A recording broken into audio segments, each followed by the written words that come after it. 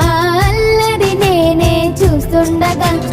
కన్నులతో నేను చిన్నోడిలా కలగలిసిన ఎగసిన బిగిసిన కథ